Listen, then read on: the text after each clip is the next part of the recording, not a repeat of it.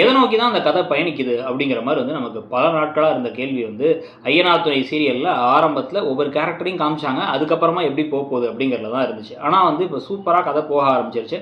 அதில் இப்போ வந்து பார்த்தீங்க அப்படின்னா நிலாவுக்கு தன்னுடைய அப்பாவுடைய, அண்ணனுடைய, அம்மாவுடைய சுயரூபம் தெரிய வரப்போகுது. ஏன்னா வந்து சோழனை இப்போ விடுவிச்சாச்சு.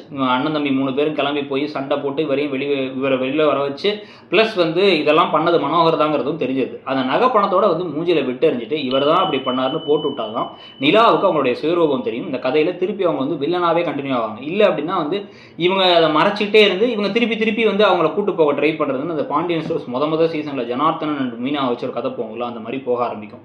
ஸோ இப்போ அந்த கதை போகிறதுல இப்போ முக்கியமான விஷயம், இப்போ நிலாவுக்கு உண்மை தெரிஞ்சதுக்கப்புறமா அவங்க அம்மாட்ட அப்பா கிட்ட எப்படி கோபமாக பேச போகிறாங்க, காரி துப்பிட்டு வர போகிறாங்களாங்கிறதையும் பார்க்கணும். நீங்கள் என்ன நினைக்கிறீங்க, அந்த கதை போகிற போக்க பற்றி உங்கள் கருத்து என்னங்கிறத சொல்லுங்கள். பிடிச்சிருக்கா, என்னென்ன கேரக்டர்ஸ் பிடிச்சிருக்குங்கிறதையும் சொல்லுங்கள். அப்படியே மறக்காமல் இடம்பொருள் சேனலையும் சப்ஸ்கிரைப் பண்ணுங்கள். தேங்க்யூ.